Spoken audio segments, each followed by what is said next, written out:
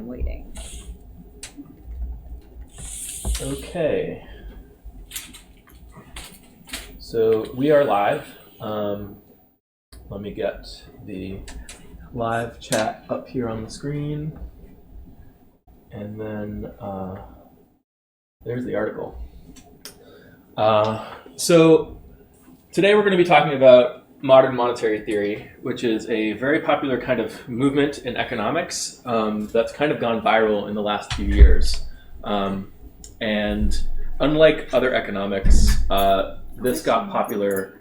There's water outside. Okay. Yeah. All right, So modern monetary theory, or MMT as it's called, got popular kind of through blog posts and not through academic journals.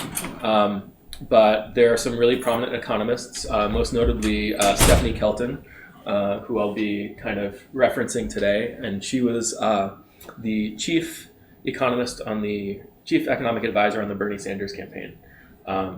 And there are other, especially politicians who are listening to MMT economists. It's getting to be a really popular thing. But before we get into MMT in particular, I want to give us something to keep in the back of our heads as we're talking about this stuff. And that's what I've written on the board here. So I'm going to start with a theory of inflation. So inflation is when the price of everything goes up in the economy. So this is fairly straightforward. So P is the price level here. So one of the most important things about currency, what makes money essentially, is the fact that its buying power remains consistent over time. It's a standard unit of value in which we can trade and set prices and markets can adjust, and it's just something we think in terms of. It's like the common denominator of trade, the common language of trade is currency. So the most important thing about currency is that prices stay stable over time. So here I've represented the price level. So that's the overall kind of average price of everything in the economy. That's P here. So R is the level of consumer spending. And then Q is the quantity of stuff that's being produced for people. So R equals PQ basically just means that the level of consumer spending equals the price level times the amount of stuff being purchased in the economy. Does that make sense? So if you think about an individual good, the amount that the consumer spends on that particular good is the price of that good. So this is just aggregating that for the entire economy. Now, if you assume that, so if this goes up, that's inflation. Pretty straightforward. But what we want in our economy is we want no inflation, and we also don't want the price to go down. We don't want deflation. So if you assume that this price level is fixed, then there's a limit to how much stuff we can produce in the economy, and that's Q bar here. That's the economy's productive capacity. And there's a spending level, a consumer spending level that corresponds with that level of production in the economy. So if prices are fixed and consumers are spending less than R bar, then the economy is producing less than Q bar. The economy is producing less than its full productive capacity, and that's what's called an output gap. So it's possible to have all different consumer spending levels at the same price level. That means it's possible to have the same price level with all different levels of production in the economy. So we could be producing, half of the economy's productive capacity, half of what the economy is capable of producing, and price levels will be the same, can be the same as if we're producing everything that the economy can produce. And the way we keep prices the same is through monetary policy. So this is the question that I always get next, which is, okay, well, how does monetary policy keep the prices stable? If people are spending less, then shouldn't prices go down? And the answer is no, that we have a way of preventing that. And what we end up with is a situation where prices are the same as normal, but the economy is just producing less. So that's what these charts are over here. Does anyone have any questions so far before I explain how we keep prices stable? Like, this is all pretty straightforward, right? So far. Yeah. Okay. Nick, did you have a question? Okay. So over here, I've got basically these are demand graphs. So these are kind of like idealized demand curves. So this top one, you can see. So this is the price on this axis, and this is the quantity. Or this is, since we're talking about the aggregate economy, this is the price level, and this is the total quantity of production in the economy, the level of production.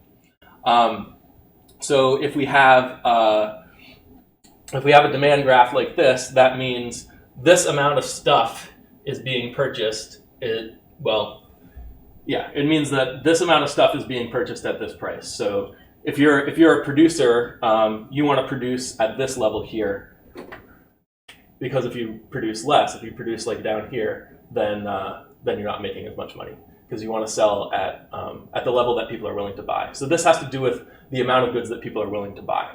So at this quantity here, nobody's willing to buy anymore, because they either don't have the money or don't want more than this level of stuff.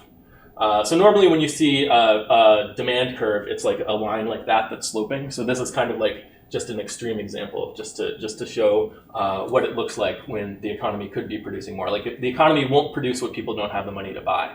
So if there's a limit to how much spending people are spending, then you're only going to produce at this level. So then people, often say to me, well, if you just double the amount of money in the economy, then won't that double prices? So that's what this is. So these are actually both examples of doubling the money in the economy. If you double the money in the economy by simply doubling the level of spending that each person who's already spending is spending, then yeah, that doubles prices. That's what this is a picture of here. On the other hand, if you double the amount of money in the economy by giving people who didn't have money new money to spend, then that creates an incentive for producers to produce more, because it's not like the existing people want to spend more for their stuff. It's that there are now more people who are willing to spend the same amount. So now it's more profitable for producers to increase the quantity produced. Does that make sense? Yeah. Okay. So that's it. That's pretty much what I want you guys to keep in mind. And obviously, real demand curves are more sloping like that, but they can get kind of bumpity depending on what kind of monetary policy and what kind of different economic policies and how the income is distributed in the economy can change the shape of that aggregate demand curve. And a lot of times what happens is, the Fed, in wanting to keep prices stable, they, the spending level would normally go down, but they keep the spending level up. And the way they do that looks more like this one than it does like the one down here. So when the Fed uses monetary policy, it tends to give money to people who already have money, because it does it through promoting lending and borrowing, and the people who are able to borrow are the ones who already have money. So the additional spending is people who already have money to spend. Yeah, go ahead. Can you say a little bit more about why giving money to the people who already have money results in that versus? Yeah. So let's imagine a situation where the economy just gets more efficient in production. And then what you would expect is, if you're starting here, you'd expect, let's say it gets twice as productive. Now you'd expect everyone to kind of spend half as much for the same amount of production. But the Fed says, no, that's not okay. We don't want the prices to go down. So if this happened, this quantity would still be the most profitable quantity for the producers. But the problem is the price level would drop, and now your currency isn't behaving properly anymore. Your money isn't acting like money because it's not stable over time. So what the Fed does is they increase the amount of borrowing in the economy, and then they boost the spending back up. So what you end up having is, it ends up being more profitable for producers to produce up here and keep the price level stable, but now your quantity has gone down. Quantity of production in the economy. Does that make sense? Does that answer your question? So now you no longer have this. Why is it more your new demand for them curve to produce down there? Why wouldn't they still be producing the same amount as before? Because they can make more money. There's going to be potentially more area under this curve than there is under this curve, and that's their total profit. Yeah. But what I was wondering is why it wouldn't just look the same way that it looked before. Looked the same way that it looked? Same quantity, same price as before, the production got. Because our production got more efficient, so that makes everything cheaper. So naturally what would happen is prices would lower, but the Fed wants to prevent that because they want to keep prices stable. Right, they don't so want why deflation. wouldn't giving them the money just put it back where it started? Because they're not distributing the money evenly. They're only giving it to the richest people. Oh, so some of the people who were buying it before aren't included. Some of the people who were buying it before aren't included, so now you have people who just aren't buying anything. So this is the opposite of what would happen if you had a basic income. If you had a basic income, then the production could still stay up here, but now prices are staying the same and you've got the same production level as before. Yeah, Alex. So what are the levers that the Fed has, like setting interest rates? Are there other things that they can do to actually make this happen? So there's a few different tools that they use. They can control reserve ratios in banks, but they don't really change that all that much. And then the main thing they do is they buy and sell treasury securities on the open market. But ultimately, what it all ends up affecting is the interest rates, because most of the money in the economy is not the money that the government spends into the economy directly. It's money that's created through private borrowing and lending, and that amount of money is determined by lending in the economy. And when interest rates are lower, you have more borrowing, and when interest rates are higher, you have less. But they control the interest rate. They control, yeah. It's primarily through the interest rate. Okay. Yeah. Sorry, that was a long answer to a Can you simple explain? question. Yeah. I imagine not everyone understands why the interest rates affect borrowing and lending in that way. Yeah, so if you want to borrow some money, but the interest rate is really high, then you can't afford to borrow as much money. Or actually, the way the mechanism works is that when the Fed buys, or when the Fed sells Treasury securities into the market, that lowers the price of those securities and hence increases the yield on them. So that instead of lending to someone who wants to borrow from you at 2%, you just buy a Treasury bill or a Treasury bond, and that gives you more than 2%. So I'm not going to lend to Bethany. Right. And if Bethany wants to borrow, she's going to have to pay more, and now she can't afford to borrow as much. It's going to be harder for her to borrow. So that's kind of how it works. Yeah. Do you have a question? Yeah, I came in late, but I don't know how long you've been. I started at 7:05. Oh, okay. Yeah. 5 minutes. I had a simple question. Yeah. Which is about which is the driver of the production or the consumer? When you were talking about the rates going up and down and the quantities. I mean, if it. So you have so this Q bar right here. That's the productive capacity of the economy. It's the economy's productive capacity. So that means how much stuff the economy could be producing if people had the money to buy it. Okay, so it's sort of So that's chicken egg thing, though. It's not a chicken and egg thing. So this is the productive capacity, right. But the economy is not going to produce what people don't have the money to buy. So this is determined by like technological advancements Right. and how much stuff, how many factories we have and stuff like that. But the actual level of production, they're not going to produce what the economy is not going to buy. So the actual level of production is determined by the consumer spending level. So if consumers are spending less than what would correspond to the productive capacity of the economy, then the economy is going to produce less. So it's really the consumer spending that's driving it. Until you Yeah. Q bar. If you set up your economic policy so that you're always producing at capacity, and that's kind of automatic, then what's determining it is your technology and your factories, et cetera, et cetera. Right. Yeah. And then production would go down if things weren't being bought. So. No, but then you can stimulate consumer spending by giving people money. So people would still, as long as people are spending the money and you're making sure that people are buying what the economy can produce, then the economy is going to be producing for people. Okay. Giving So people that- money. Yeah, go ahead. Yeah, go ahead. So that's where the UBI comes in. So that's where the UBI comes in, because when you're using regular monetary policy to keep prices stable, you end up with a situation like this, where now you're just producing less. But if you do the basic income instead, you can produce at the full productive capacity. This is the full productive capacity Q bar right here. Yeah. So basic income allows the economy to produce everything it can for people. Like no matter what you do with monetary policy, there are people out there who just don't have any money to spend or pretty close to that, and there's no way to fix that without giving them money. Yeah, go So it's ahead. kind of like taking that bar and then kind of moving it down.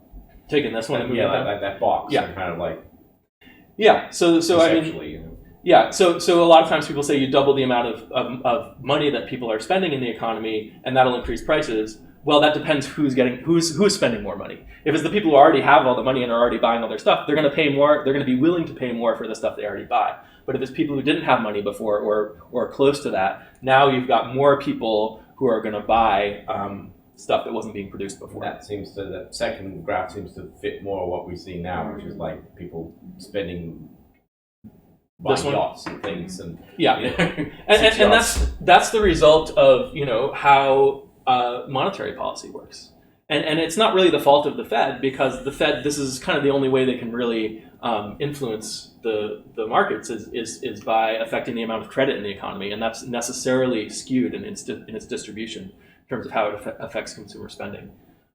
Yeah. Any more questions on this before I start getting to quotes from the article?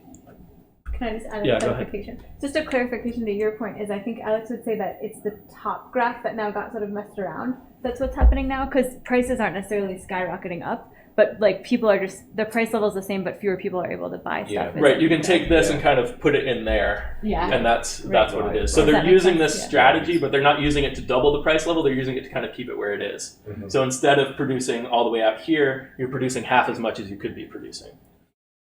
Which is so this bar is kind of analogous to this bar, right. And then this spot here is analogous to like this rectangle. Right. Yeah. All right. So let's look at the article. This is the article up here. So wait, just to orient everyone, have we now talked about Howlett monetary theory, and we're about to compare to modern monetary theory? We have now talked about the theory of inflation and how prices are kept stable in the economy, and that they have to be kept stable in order for money to function properly. Mm-hmm. And we've made the argument for why you can have stable prices, or really when we say stable prices, what the Fed does is they don't keep them perfectly flat year over year. They target a small amount of inflation. But whatever they want to do, they can do that at whatever level of production there is in the economy, as long as it's below the productive capacity. Yeah. And so this underlies both the two theories you're going to talk about. It's kind of like background in a way. This is background. This is my stuff, and it's actually. So I just finished reading this book, The Money Interest and the Public Interest. I just finished reading it today by Perry Marilling, and I actually get the R equals PQ from an economist he wrote a bit about named Albert F. Talion, and he had something called the income theory of prices. Now, some of you may have heard about like the quantity theory of money, and the prices in the economy depend on how much money there is in the economy. So this is kind of an alternative to that, and I would say that it's really hard to define how much money is in the economy, like what counts as money and what doesn't. And really, the prices are determined by the level of consumer spending. And if you're a consumer and you're spending, are you spending based on how much cash you have, or are you spending based on like how rich you are in general, like based on some calculation of like your total assets, even if we wouldn't normally think of it as money, or like what your income is, or how confident you are in the economy. Like there are a few factors that go into consumer spending, and it's really kind of, I don't think it's useful to try to really define how much actual money there is. Like we have these measures like M1, M2, money supply, that kind of thing. That's useful for some stuff, but I don't think it's useful for inflation. And so this is stuff that both you and modern monetary theorists would agree on so far? No, I actually don't think MMT has a very good theory of inflation, if any. And that's one of the things that they're lacking. So that's why I kind of want to start with this, because they're going to say some things, and I'm going to come back at this. I'm going to remind us of this, and then we can kind of use this as a framework for evaluating MMT. Okay. Yeah, go ahead, Nick. I think one of the worries that I feel like I've come across talking to people about the idea of universal basic income is that universal basic income would cause Q bar to fall. Oh yeah, because people would no longer be willing to work. So some of the jobs. So that's a really good point. So we can imagine a scenario in which you've got Q bar and you've got Q down here, and then you start introducing a basic income, and that increases Q, but people are willing to work less, so that decreases Q bar. So that's not necessarily a bad thing. You'd meet kind of somewhere in the middle here, and then that would be your new Q bar based on people's preferences for labor. It's still like kind of the best you can get, and it's better than what we have now, because if there's room in the capacity for the economy to produce more, you can still use the basic income to move closer to that capacity, even if the capacity is coming down a little bit. Yeah. Yeah, so I'm just going to add that like another way we've talked about this before, I don't know if you've been here, is like the amount of the basic income that your economy can afford will kind of depend on how people's desire to work is affected by a basic income. Right. Maybe if they still really want to do a lot of productive things, then it won't go down that much. If people are super demotivated, then you can't give them as much. That's kind of like where that middle bar falls. Has to do with the amount of basic income you're giving people, basically. Yeah. Go ahead, Richard. Another way to look at it is that there's a bunch of bread and things that just expires because no one has the money to buy it. But if you have more money in the economy, then people can actually buy that stuff before it expires. Right, or some of it maybe won't even get produced because people aren't going to buy it. Right. I guess, an extreme case would be, you institute universal basic income on Monday. Yeah. On Tuesday, all the bakers quit their jobs. Right. They're like, great. And So then on Wednesday, there's no bread in the store. Right. So that's why the prudent way to implement a basic income is to do it gradually increase the amount until you kind of get to the limit of monetary policy. Because once you get to this limit, monetary policy can't keep prices stable anymore, or you're going to start getting inflation. That's kind of how you know you've hit that bar. Yeah. Basically, what would happen is you'd get inflation until the price level is high enough that the level of basic income in terms of its purchasing power is now appropriate for the economy. You mean you wouldn't get inflation until then? You would. So Huh? I'm saying if your basic income is too high. Oh, if it's too high. If your basic income is too high, then you get inflation until the basic income isn't too high anymore. I see, as you're lower. Yeah. Yeah. Because P goes up, and then eventually R bar will equal Q bar again as the purchasing power of the money goes down. Yeah, go ahead. It sort of occurs to me that in some cases, if the thing we're producing is like resource and energy intensive, having Q bar going down might be a good thing. Yeah. And like at some point, that's something Right. you have to factor in, right? So so usually when I say productive capacity of the economy, in my mind, I'm thinking the sustainable productive capacity of the economy. So it's possible that you could push this higher than Q bar temporarily and use up all the resources on the planet and blow up all the trees and doing a good job of that right now. Yeah. So that's problematic. Stop doing that. And then there's also a lot of economic activity in our economy that doesn't really go to producing stuff for people. And I would say that the economic policies that we have that kind of create jobs for people and stuff like that. Now you've got all these people commuting to work and emitting emissions into the atmosphere, causing global warming. There's all kinds of activity to kind of keep people busy that is unnecessary and doesn't directly affect Q.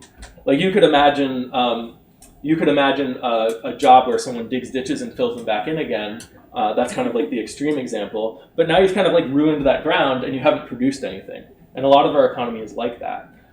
If instead of trying to keep people busy, we can use a basic income, more of our economic activity can actually go toward Q, a higher percentage of it. Right. Yeah. Yeah. So just a few side points on that. Like one to your point, Alex. Like that's something that you'd have to pay attention to politically or whatever that wouldn't directly show up in inflation, like in the short term. Right. Whether you're using up too many resources to be sustainable is like another thing you'd have to look at independent of whether you're seeing inflation. I think. And for this the is reasons you brought up. This is really the use case for taxes. Like if you have a resource you want to conserve. Right. I don't know if you took a look at my blog post, but if you did, Alex, I think let me fix that. So in the blog post, Alex talks about how like you want to tax the specific things that you want to conserve, and so like specific resources, natural resources or carbon emissions or something like that could be examples of that kind of thing.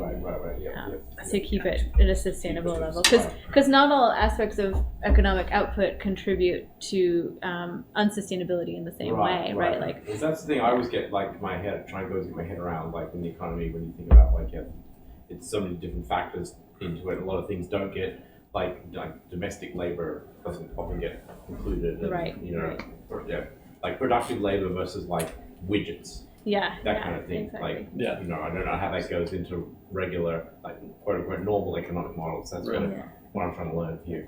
So I wanted to add something that this is a possible scenario, but it's not the only possible scenario, and I would say that it's not even necessarily the most likely scenario.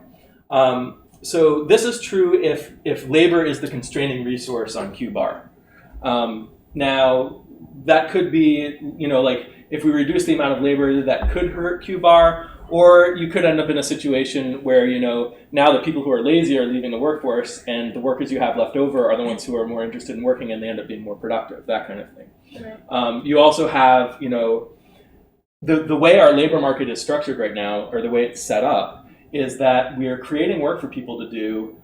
So we're basically forcing people to spend their time in a useless way, or to some extent, and we're taking away their freedom to actually do something potentially useful. So if you if you give people more freedom not to work, which is what a basic income does, then that could potentially give people the freedom to innovate and do other things that contribute that we wouldn't have ordinarily thought to pay for. So it could actually end up helping boost Q-bar, and I think that's the most likely scenario.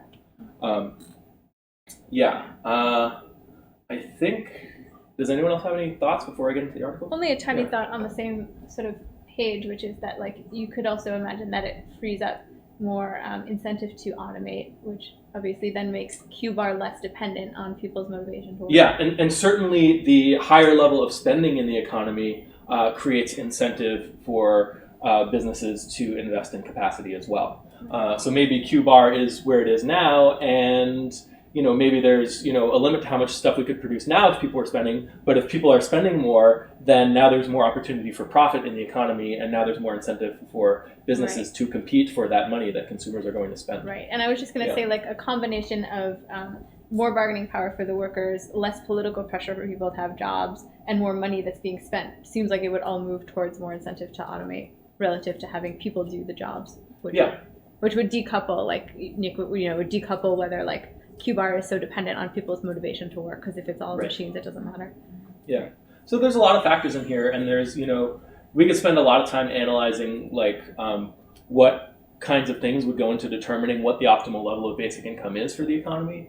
And I'm not going to like say that there's some specific number that's the right amount to get, R bar equal to Q bar, to get Q equal to Q bar and R equal to R bar, but it's some level. Yeah. And it does not depend on P?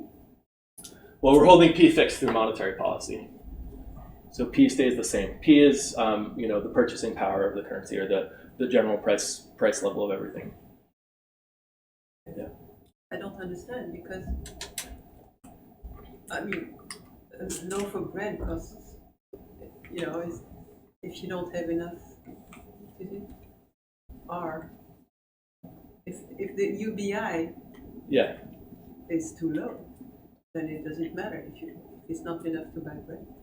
Yeah, if the UBI is too low to buy anything new, then you're not going to increase Q really that much, and you're not going to increase R that much. It's like as if you didn't give anybody. Right. Yeah. So you what you want, the ideal basic income is to, if we're talking about bread, is to get the economy to a level where it's producing all the bread it can produce.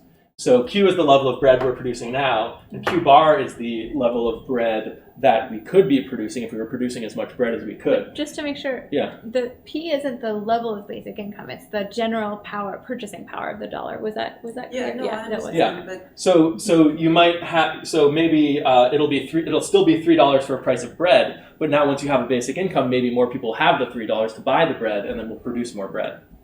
Does that make sense? Yeah. One more thing. I'm very ignorant about all this, but this is not MMT. This is not MMT. No.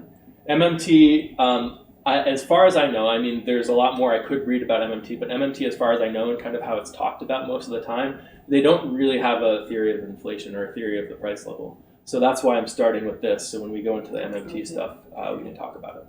Yeah. Okay. So let's get to the article. This is the article. The title is The Federal Government Does Not Need Revenue, and that I think I agree with. But here's the first thing I want to talk about, this quote here, which is actually the kind of like the subheading. Where was this published? So this is in CFO Magazine for Chief Financial Officers. So it says, the government can't go broke, says a leading proponent of modern monetary theory. What's more, the huge and growing national debt is great for the economy. So I would say, I basically agree with this. Let me check my notes here. I basically agree with this. I would add the caveat that government spending is indeed constrained. It's just not constrained by a budget. So it's constrained, by Q bar over there. And it's also constrained by, depending on how the spending is distributed, you could, have these inefficiencies like we talked about over here. So government spending is constrained by the productive capacity of the economy. The economy can productively respond to a certain level of spending. If you try to spend the economy past its productive capacity, then monetary policy can't prevent inflation anymore. So if you've got, if you're over here, or let's use this top one. If you're producing at full capacity and then you increase the level of consumer spending, basically what you have is, the price level goes up, and then, like I was saying, R bar is still equal to Q bar, but now P has changed. You've gotten inflation. And pretty much any level of basic income corresponds to a particular price level in the economy. So if your basic income, if you're not doing any of this weird stuff with monetary policy and you set a basic income that's too low, then what ends up happening is everything goes down and your price level is down here. But the Fed is preventing that from happening. So we have a basic income of 0 right now, but that doesn't mean that we have a price level of 0 because the Fed is keeping prices up. But you can imagine a basic income that's too low, and then if we fix the monetary policy, then all the prices come down until you're at a lower price level. So the optimal level of basic income is the price level is arbitrary. What matters is that it stays consistent over time. So the optimal level of basic income is the one for which its associated price level is equal to the price level in our economy today, because we want to transition into it. Yeah, I am confused about that general price level, where it comes from. I mean, is it an average of prices of all consumer goods? Yeah, so it's the average price of stuff in the economy, and it's usually based on what consumers buy. So you can see have a little pie here, and then the consumers, spend different amounts of money on different things. So each one of these slices is maybe a good that a consumer would buy, and the size of the slice is how much money they spend on this good. It's like the consumer price index? Yeah, so this is like the basket of goods you'd use for the consumer price index. So maybe this is housing, for example, right here. So consumers on average are spending that amount of money on housing. So is there I guess there are people who do a kind of average of all those prices and come up with a general price level? And there's or is it plenty of general price level for each and everything, or all together? There's an aggregate of it's an aggregate. So you look at all the goods that consumers buy, kind of the normal stuff that everyday consumers would normally buy over the course of a year, and how much of their spending goes towards various different things, and then you calculate, that's called the basket of goods, and then you want that the total amount of money spent here to stay relatively the same over time. Okay. It's a lot of different things. It's just an average. Yeah, of all just those the stuff things. you buy. And somebody tracks all that, or a lot of people. Yeah, there's a lot of people working on this, and there's arguments about how should the basket be weighted, what actually are the things that consumers buy, and there's all this empirical stuff, you actually have to measure that and all that. So it doesn't include stocks, obviously, and then it's weighted more towards bread than yachts, and it's got a particular weighting towards normal stuff. Right. Yeah, exactly. Right. Everyday stuff. Yeah. So that's basically it, and you can think of it as how much stuff does $1 buy? Maybe 50 years ago, you could buy a lot more with $1. And that's the fact that you can buy less, that's a change in the price level. Right. So the Fed actually is okay with a small amount of inflation over time, which means prices are going up. But they don't want, something sudden. But does inflation mean that prices are going up, or that they are not being matched by productive capacity? I mean, I thought inflation had to do with comparison between what the price of something was and what the consumer was able to buy. Yeah. And how they could spend.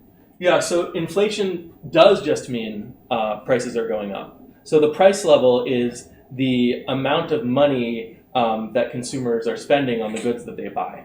So when consumer spending outstrips production, so when R outstrips Q, that must mean that P goes up for this equation to hold. So that's kind of what happens when we have inflation, is consumer spending is outstripping the production in the economy. Now, if we're using monetary policy correctly, that will never happen until maybe we hit Q bar, and then if we try to push R up further, then P has to go up. Yeah, they're keeping it steady. Sorry, with the price level. Yeah. Prices fixed. Yeah. Rigid prices. Yeah. There you go. So when money becomes worthless, like in Hungary, for instance. Right. 1 florin was something like $1, and then suddenly... Yeah, if you have like hyperinflation. Yeah. So is that relevant to this? Or yeah, so that's an extreme case of inflation. So that's bad for the economy. Prices go through the roof. Is that? If you have hyperinflation, then prices go through the roof. You don't want that to happen. So you don't want to push.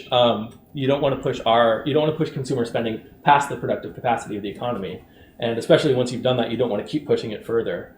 And there are some mechanisms where once prices start going up, there's some feedback mechanisms or feedback loops that cause them to keep going up further and further. So it can become hard to manage. But then the money, the actual bills become like you have to have 10,000 florins to buy a button. Right. So, and it becomes kind of useless as money. Okay. So what ends up happening in situations like those is people end up transitioning to a different currency, one that's more stable. Right. And that might be one that's introduced by the government to kind of correct the problem, or it could be that they just all start using dollars because they don't trust their domestic currency, that kind of thing. Yeah. Go ahead, Alex. Sorry, I was being confused about economics. It's just kind of basic. Yeah. I mean, so we're talking about inflation here. I've always sort of thought of inflation as being something like when it's like you got prices going up over time, but like it's what's important seems to be like what the prices are relative to your income.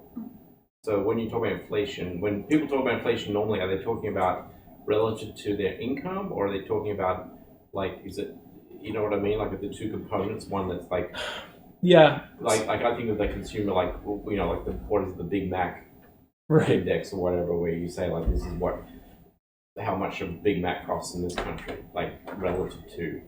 Yeah, so inflation is just about prices going up. There are some people who say, oh well, if your income goes up faster than prices are going up, then everything's fine. But I would say it's not true that everything is fine if the value of your currency is changing, because then markets can't set prices as efficiently anymore. Okay. But in terms of, if they could, then it wouldn't be a problem if you're getting more money faster than inflation is happening. Well, I just always think like, prices have gone up every decade I've lived. Right. At some rate, sometimes higher in some areas and some lower. But you always have the feeling like, at least I had growing up, that, prices go up, but then incomes go up. But it seems to be that. Yeah. So over time, if the inflation is gradual over a long period of time, then it's not really a problem because, prices, like $1 today is still roughly the same as $1 tomorrow, and you can still think in terms of prices and stuff like that. Right. So it's not that much of a problem, and we do have a small amount of inflation, like 2% a year or something like that, and that's a result. That's a decision of the Fed. That's a monetary policy decision. So instead of keeping P perfectly flat, they let it gradually go up over time. Why? So that's a good question. So the main reason is that if there's a slowdown in the economy, this is part of it. If there's a slowdown in the economy and prices are flat, prices are stable over time, then some companies are going to have to start laying off their workers. Whereas if there's a small amount of inflation, over the period of a year, maybe instead of laying off your workers or giving them pay cuts, it's really hard to give a worker a pay cut. It's really, really hard just psychologically and everything. And you're more likely to lay people off than you are to give all your workers a 2% pay cut. But if there's 2% inflation, then you can have an implicit pay cut for all your workers without actually giving them a pay cut. So then companies can keep all their workers, and if there's a slowdown in the economy, you don't get this huge disruption that kind of builds on itself. And then people do complain about their salaries not keeping up with inflation. They do complain about that. But that's probably less of a problem than they lost their jobs.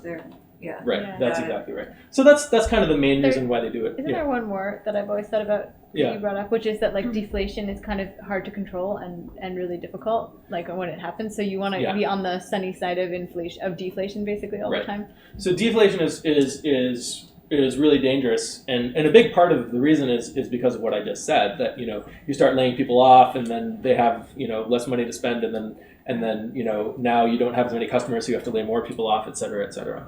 So it's related. It's related to both. So is it the case that normally it's the kind of inflation you were talking about here is where you're changing it, the Fed is changing on a month, year-to-year basis to adjust is different to the kind of just the long-term decades kind of drift? up in prices? Is there They choose the long-term drift. That's a decision. Yes. And then the day-to-day, they try to keep relatively stable so that that drift is kind of consistent over time. right? Like you don't want wild swings. But 2% a year is going to add up over the Yeah, decades, yeah, right? yeah. So if Well, they're targeting right. But that's not really a problem for people, because if you're saving money, you're not saving it as cash. You're buying assets that are expected to appreciate over time. So money is really the thing you spend, not the thing you save. So a small amount of inflation is not bad for a currency at all. Yeah. What matters is that you can consistently set prices day to day. Except if most people aren't accumulating assets that appreciate in value. Well, it's only a problem if they're just saving the money in the bank. If most people aren't accumulating assets and they have nothing, that's a problem. I don't know that inflation makes it, a small amount of inflation every year makes it more of a problem, unless and if people's incomes are decreasing with time or not keeping up with productive capacity of the economy, that's a problem too. I still wouldn't blame inflation for that. I'd blame lack of a basic income. Yeah. There is a problem, which is that to save in these assets, you often have to take on a certain amount of risk. So it's hard to just save in a relatively risk-free way and keep up with inflation. I've discovered this myself. There are some accounts now that have almost 2%, but there haven't always been. Yeah. Right, that aren't risky, like the stock market or a house or something like that. I mean, the risk-free investment is traditionally government debt. So you're buying treasury bills and treasury bonds and stuff like that. And those keep up with inflation? Yeah, they're usually higher than inflation. And people can just buy them? People can buy them. Mm-hmm. Yeah. I mean, you can invest in them. They're one of the things you can invest in. I think for a few years recently, the yields on bonds was very low, 0%, and it even went negative in some countries. So literally buying the bond had negative yields. Yeah. And that relates to trying to stimulate spending, like we were talking about before. Yeah. Because if you are investing, like you were saying, you were looking for ways to invest that beat inflation. And if there are no ways to invest that beat inflation, that's an incentive for you to take on some risks and invest in some other stuff. Yeah. And that's what the governments wanted people to do after the financial crisis. But for the most part, and we're back to this now, the treasury yields tend to be higher than inflation. Yeah. But these are all kind of details. What matters is that the prices are kind of stable day to day and you can use it as a consistent standard unit of value. Yeah. Okay. So that was the first part of it. So there's a limit to how much we produce, and that means there's a limit to how high consumer spending can go, kind of like what I was just saying. Depending on where the government spends its money, it can have different effects on overall consumer spending. So that's this stuff over here. If the government printed money and tossed it down a hole where consumers can't get at it, there'd be no constraint on that form of government spending. So again, we're talking about this here. So the government can't literally go broke. And if they're literally spending money and not spending it in a way that consumers have access to, it's not going to affect prices at all, and they can keep doing that forever. If they're spending it in a way that is going to affect consumer spending, then there's a limit, which is the productive capacity of the economy. What are the ways they could spend it without affecting consumers? Well, the example I just said is throwing it down a hole. Well, I mean, really. But the real world analogy is probably pumping a lot of money into the financial sector. In order for consumers to get money out of the financial sector, there needs to be a mechanism to get them that money. And normally we kind of expect that to be the labor market, like the financial sector will create investments, which will create jobs, et cetera, et cetera, et cetera. But then really it's less about the amount of money being pumped into the financial sector, and it's more, you need to look more at the labor market.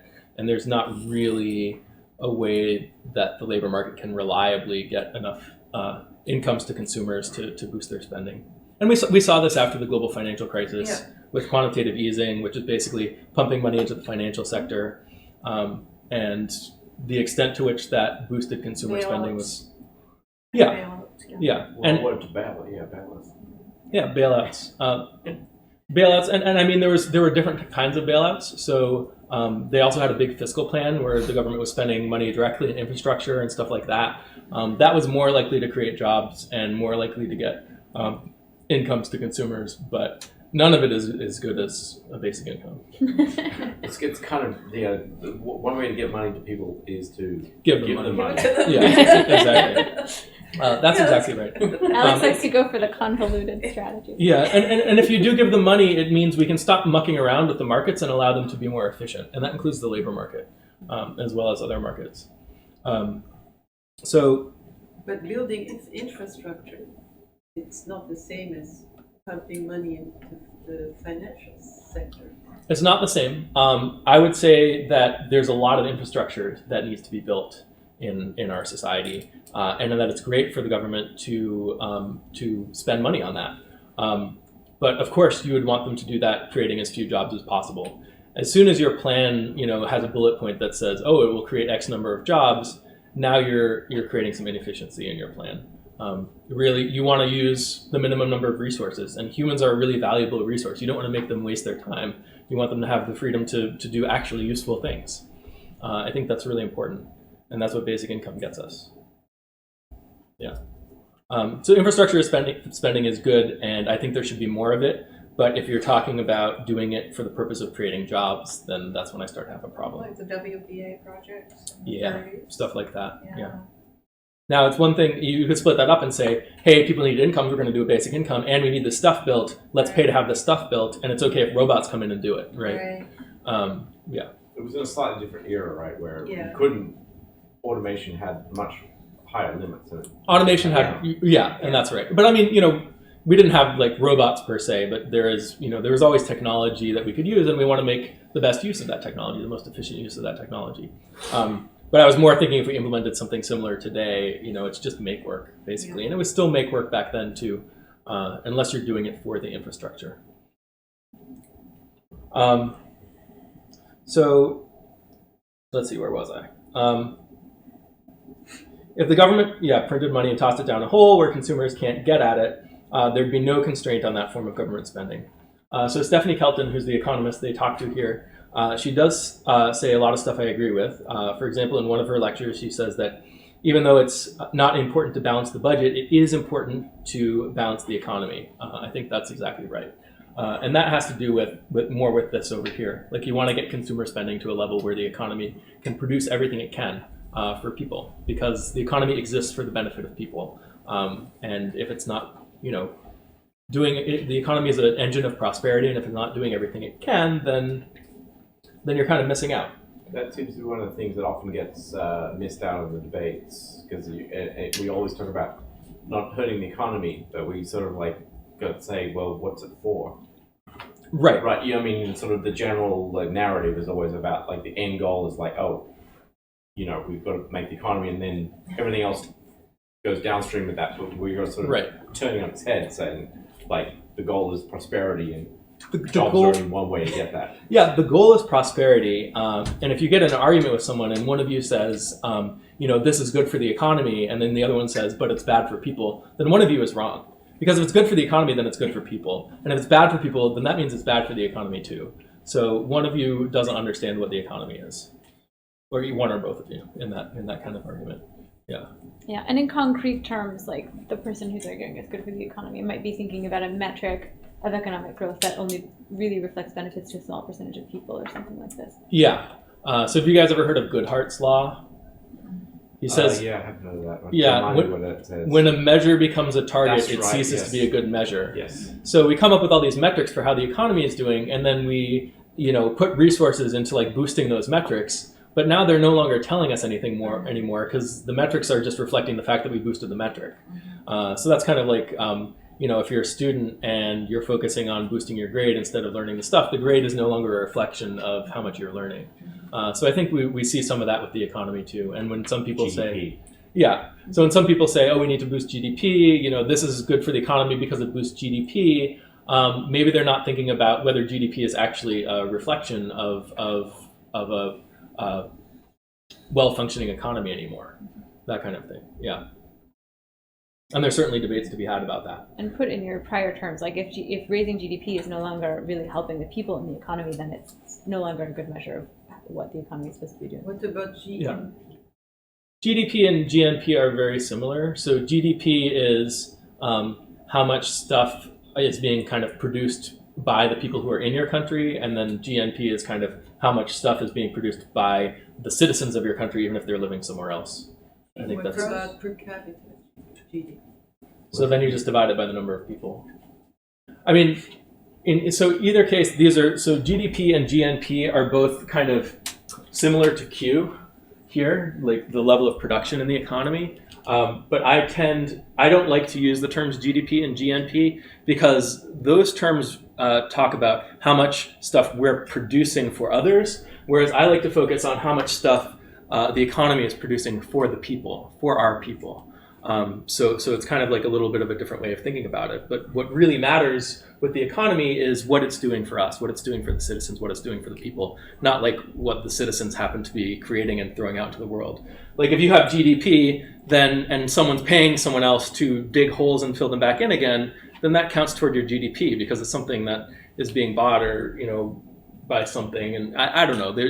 I think this is a more direct way to think about what the economy is doing and how big it is and how successful it is. What's GDP stand for? Gross domestic product. And gross national product. Gross national product, yeah. But I'm sorry. Yeah. You can measure each citizen's income as opposed to the general income of the country. Usually, I mean, there are some statistics where they look at each person's individual income. When you talk about per capita GDP, it's usually just you take the total GDP and just divide it by the number of people, and it's just the average GDP per person. Yeah. Okay, let's get to another quote. So we're still on MMT right now. Yeah. We're still on MMT. We're going to be on MMT probably for the rest of this. What happened to Howlett monetary theory? Howlett monetary theory is what I started with that, and now as we go through MMT, we're, I'm talking about the things I agree with and disagree with. Gotcha. Oh, so it's going to be dispersed. Dispersed, right? We need to be oriented because we're interested in this, MMT versus Howlett monetary theory thing. Yeah. Do you want to create the slides for the next presentation? It sounds like you're academic presentation here. So here's a quote. The cornerstones of modern monetary theory are that sovereign governments that are the sole supplier of national currency, like the United States, can issue as much currency as they want, have unlimited ability to fulfill promised future payments, and cannot go bankrupt. And this is the part where I would say that MMT tends to de-emphasize the fact that money in the economy is most of the money in the economy is created indirectly through the private financial sector, through lending and borrowing. So the central bank manages the level of this private lending by changing interest rates.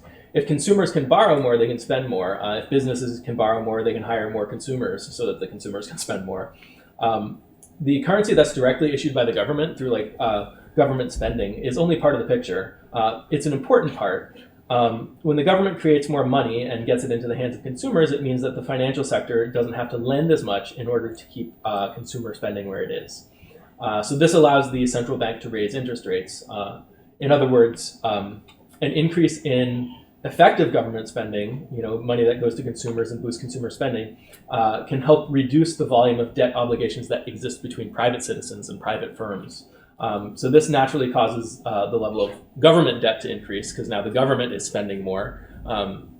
But in terms of the private debt between citizens, since they don't need to borrow as much from each other to spend the same amount, you've got less of this fragile situation where you've got all these different debt obligations and then one of them defaults and then it causes a chain reaction. You've got less of this kind of credit bubble effect like we had in 2008. So that's something that a basic income gets us. It doesn't just increase the amount of consumer spending, but it can replace some of the existing consumer spending with spending that's funded via the basic income instead of spending that's funded via borrowing from in the private financial sector. So that can help stabilize the economy and prevent these bubbles and crashes. Volatility because you don't have as many of these sort of chain like domino. Exactly. You just have one big debtor, which is the government. That is their credit is backing more of the money in the economy. It's more stable. Right. Yeah. Did anyone see The Big Short? Yeah. Remember that picture of the dominoes really stuck in me. Yeah. Right. Yeah. So you can prevent those dominoes from falling over like that by removing enough of them in there so that they're spread apart far enough. That's a good analogy. So that's kind of what a basic income does, because now there are fewer dominoes and they're not going to have the collapsing effect. Wouldn't you also say that the dominoes reflect like a smaller percentage of the economy? So even if they fall, it's not as important? Yeah, so maybe you remove a lot of the dominoes, but the dominoes that are remaining are still in a line. Right. And that can be true in some scenarios. Right. But if you've got basic income going to the consumers and the stock market collapses, they still get their basic income, and maybe there are some rich people who gambled who lost out, but it doesn't. The Wall Street collapse doesn't spill over into Main Street as much as it would today. And that wouldn't necessarily remove that speculation, but it would sort of firewall it more. Yeah, it would firewall it more, and probably also lessen the total amount of it as well. Yeah. But certainly, people are always going to be betting on the future and all of that, and investing in risky investments. That's not going to go away. It's a matter of modulating the amount of it and mitigating the risk. Like, is that a way that you're trying to get consumers their money, or is that just a way, like, on top of that people are making extra money? Because, like, if the monetary policy is trying to actually get consumers their everyday money via these channels, then that means there's a lot more at stake. If it falls that's apart. what I was. That would be sort of my concern was like if you somehow like if you were somehow hoping to extract something from that volatility. Like I have heard these example, like a proposal to like tax like high volume trading and stuff like that.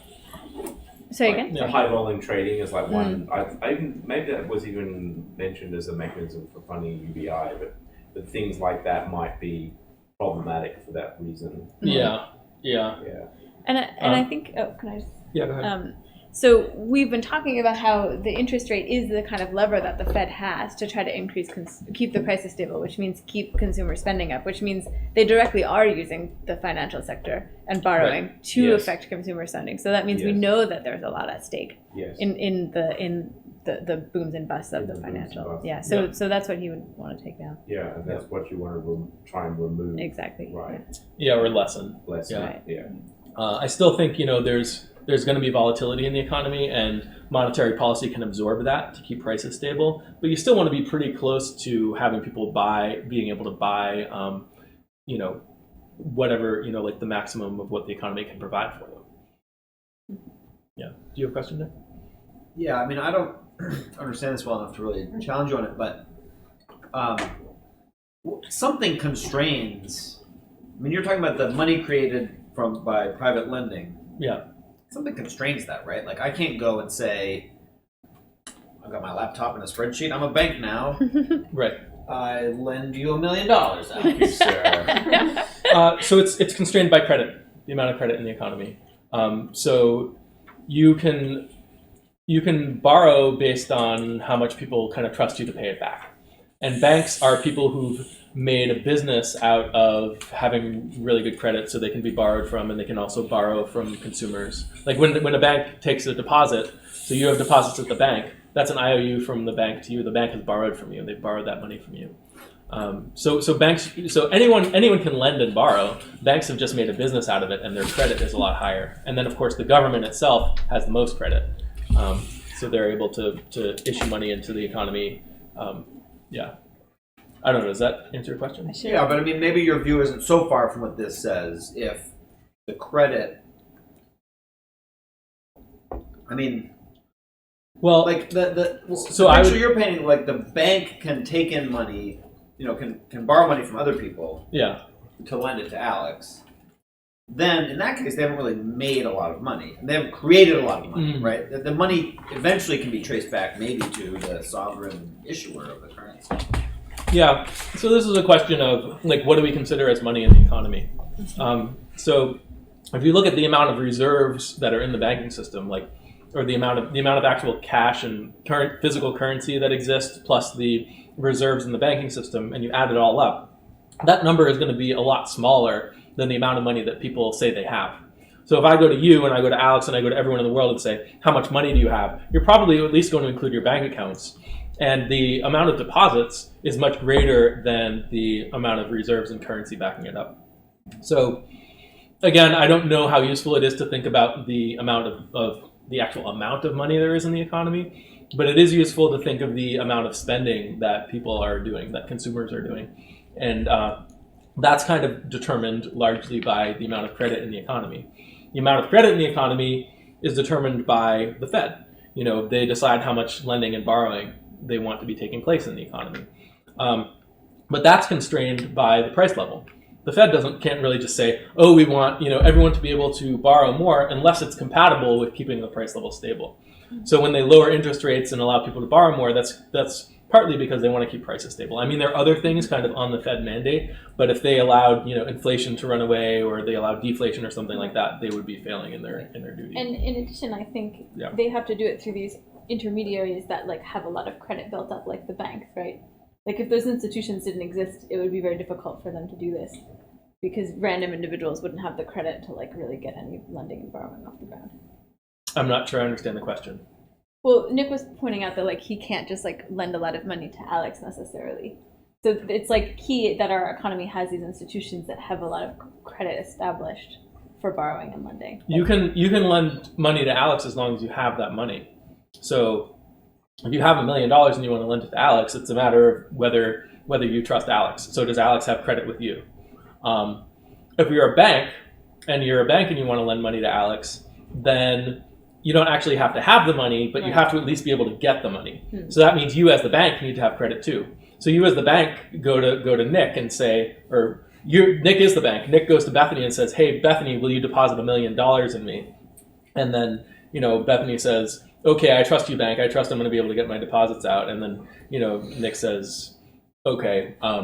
Actually, it's even simpler than that. Let's take Bethany out of the equation. Nick is the bank, and Nick says, Nick, I'm going to lend you $1 million. Here's a deposit account for $1 million. And then Alex says, okay, Nick, I'm also going to lend you $1 million. Nick is lending to himself? Nick is lending to Alex, and Alex is lending to Nick at the same time. Okay. But there are different maturities on that lending. So Alex's lending to Nick is actually the deposits. So Nick says, okay, here's $1 million of deposits that is now in your name, bank, and those deposits, I think that's an IOU to me, and you owe me that money. If I come in to withdraw it, you owe me that money. And in the meantime, Nick says to Alex, okay, I'm lending to you. I'm borrowing from you, but I'm also lending to you, and I'm lending to you this loan, and you have to pay me back this loan plus interest over time. So so something that Perry Marilling likes to say, the guy who wrote this book, is that all banking is a swap of IOUs. So Nick owes Alex something, and Alex owes Nick something. So that's kind of the simple banking. But what if there wasn't a loan? Then would it just be? If there wasn't a loan, what? Oh, and then the bank wouldn't be doing the business, I guess. I don't understand the question. What do you mean if there wasn't a loan? Well, theoretically, in this particular example you gave us, they wouldn't have to also involve a loan. You could just have deposits. Yeah, I mean, so if Nick is the bank, I could say to Nick, I want to deposit, $100 in your bank, and now you owe me $100 on demand. I can withdraw these deposits when I want. Right. Yeah. So that's something as well. Yeah. I don't know. Does that kind of? Yeah. I mean, it's really a matter of how much credit you have, and banks have made a business out of having credit and out of assessing everyone else's credit and knowing who's smart to loan to and that kind of thing. There's nothing fundamental there's no fundamental privilege that banks have that the rest of us don't have.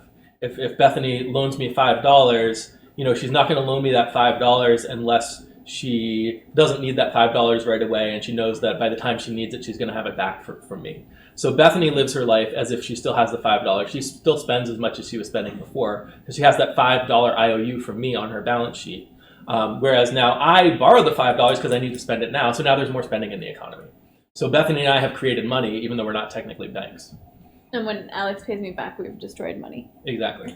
That's right. So Is that why Alex never pays you back? Yeah, it's so wrong to destroy money.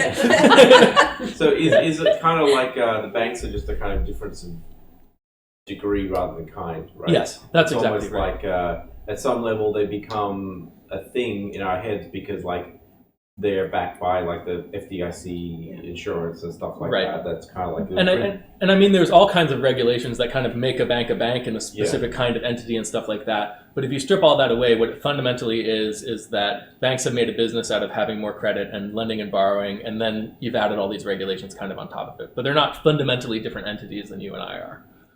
Yeah. Did you just say when he gives it back, we destroy the money? Right. Do you want to explain that? Right. So Quantum effect. So she gave me $5, and I gave her a little piece of paper that said, "I owe you $5." And she still behaves as if she has the $5 because she knows I'm good for that IOU. Mm-hmm. So now there's kind of an additional $5 in the economy. When I pay it back, I destroy that IOU note. So now we created money when I borrowed it, and then we destroyed money when I paid it back. So now he doesn't have the $5 Right. to spend because he's paid it back, and I'm basically spending the same, and so we've kind of destroyed that $5. Yeah, that's right. Does that make sense? Yeah, In terms of spending. And if you look at the whole economy, and like all these different debts, if you kind of net them all out, everything that's owed, every debt is someone else's asset. So every IOU note, everything that I owe or everything that a person owes is owed to someone. So if you just add it all up, then it looks like the economy is nothing because all the debts kind of cancel each other out. But the reality is that it's important that, like what makes the economy go is that these debts are kind of outstanding, and that's the money in the economy. Isn't that what happened when people decide they actually want to call it in with the crash, right? Right on the bank. Yeah, and sort of triggered that. And the idea with the crash is that, a lot of times they couldn't pay it back. So what ends up happening is now the money it still exists in the economy. All those defaults are money that is now not going to be able to be destroyed, kind of. So you can almost imagine that money is created permanently every time we have like a bunch of defaults in the economy, because then it sets that money free because it never has to be paid back or something like that. I think the thing that gets confusing about money is that it's both a thing that we can put in numbers and equations, but it's also this social construct at the same time. They're simultaneously true, right? In some sense. Yeah. I mean, it is a thing that we trade. It's the currency that we kind of the unit that we trade in terms of. I think most generally when we think about money, what it is it's a claim on a certain amount of stuff from the economy. So if I have $10, that's an IOU note from the economy for $10 worth of stuff. And then it's backed by the full faith and credit of the United States government. And what that means is that it's the government's job, or the government, including the Fed, it's their job to make sure that $10 worth of stuff today is still $10 worth of stuff tomorrow. So that's how money is backed by the credit of the United States government. You said something about switching. If there's a debt, then the debt is on one side, but on the other side, it's a supply. Or it's an asset. An asset. So if Stephanie, that economist has a YouTube presentation that was really good. I watched. And she talked about switching those terms, national debt. So that was a little bit different. Okay. She's talking about if the government goes in. I mean, it's similar. If the government itself goes into debt, then or goes into deficit, that means the actual economy as a whole is in surplus. Right. Because the economy. Okay. It's different. Yeah. Well, especially if you think about the situations in which the government owes the money to itself. You've got the same entity as both sides of the balance sheet. So it seems like you could easily call it a debt or an asset there. Couldn't you? I think we're kind of getting off track here. Oh, okay. I don't understand the question that you're asking. Okay. But you often talk about how like you could borrow from other countries, but you could also borrow the money from like one part of the government can borrow. So this is completely unrelated to what we were just talking about. Okay. But what Bethany is basically saying is that when the government borrows money, they issue these IOU notes. So if they're borrowing from Bethany now has an IOU note from the government.